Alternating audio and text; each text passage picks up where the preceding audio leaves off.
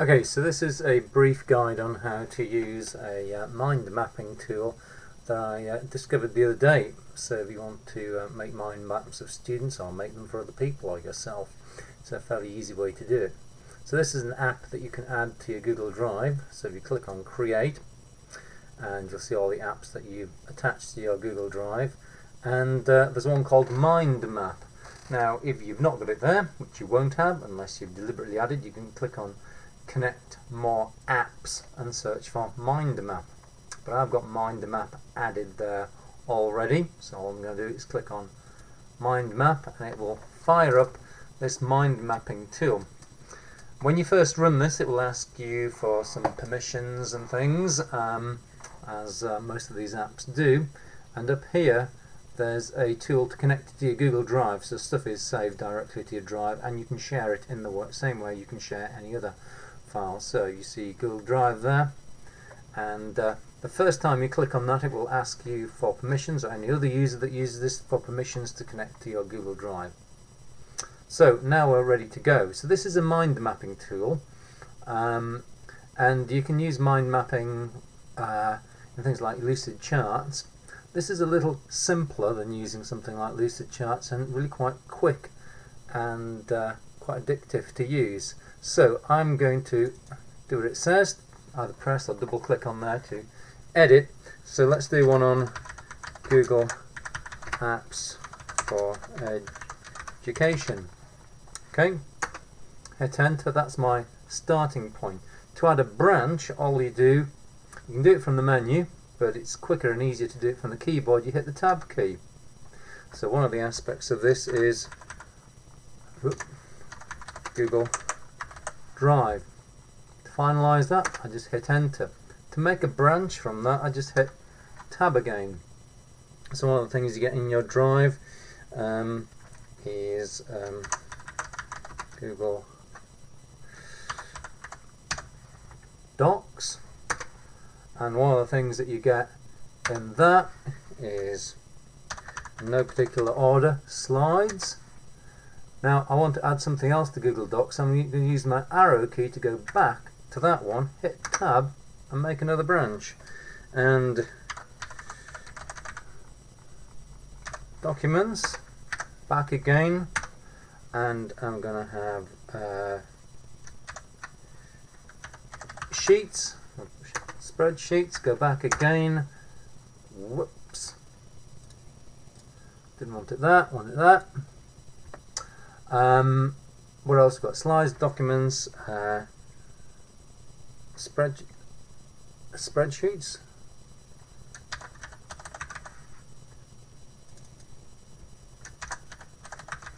sheets. We also have forms, don't we? And gone back one too many. Slides, document, sheets, forms,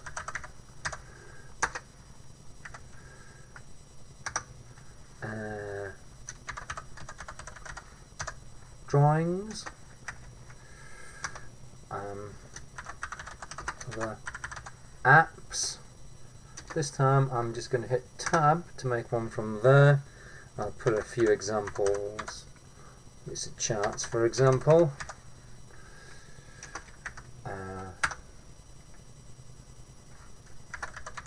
This one, mind maps. This is press, another one of my favourites, and so on. So you can put whatever you want in there, and you probably get the idea by now. Google Drive also gives you 30 gigabytes of storage per user, and you see the whole thing dynamically reshapes. If you didn't want Google Drive over here, you could have it over there and the whole thing will flip over there, which is quite funky. Let's put something else on there. Gmail,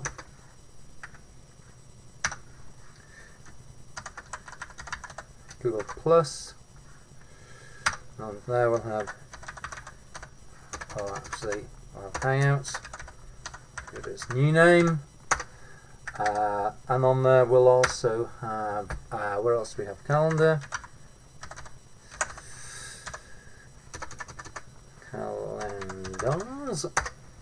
and we go back to the central one, and we'll have sites, and so on. And I could put that one over there if I wanted to, or I can drag that one over there, and the whole thing's quite nice and dynamic and fluid in the way it works, and it's really quite quick to make mind maps. As you can see, nothing to it really, and you can sort of rearrange things, drag the whole thing around. If you click on any of these, right click, you can change them, you can add pictures to them, icons, you can change the node color, have that one green, edit color, let's have that one red, that one. If you do a picture, you'll browse your local computer for a picture, and you can add whatever you want. You can add attachments to nodes, so if you want to add PDF to a particular node so somebody can sort of drill into your concept map for a little bit more detail, you can do that as well. You can also connect nodes together, so for example I could connect the Lucid Press one to sites if I wanted to with a line. So you right click, then connect, and then select the one that you want to connect it to. You will connect them together. If I connect that one, let's have one that's vaguely sensible to connect together. Lucidchart, I suppose, is a type of document. It'll create a link, and then you can edit the color of the link, wherever color you want, and you can edit the type of it. At the moment I've got it as a dotted line. Let's have it a solid line, and let's have it with an arrow on the end, and so on. So it's really easy to make concept maps, and it makes it very, very quick as well.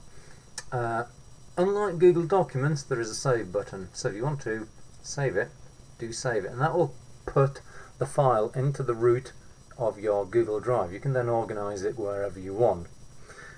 One of the things you might like to turn on, some number of extensions, but real-time collaboration allows as many people as you want to work on a mind map simultaneously, but each user has to deliberately turn on real-time collaboration. I can share this via Google Drive in just the same way I would share any other document. So I'll share this with test demo, my test user, and they can edit it. Okay, and I'm just going to switch to that user now, and I should have the sharing message in the mail. There we go. So Google Apps for Education map, and it's prompting me to open it with Mind Map, which I will do.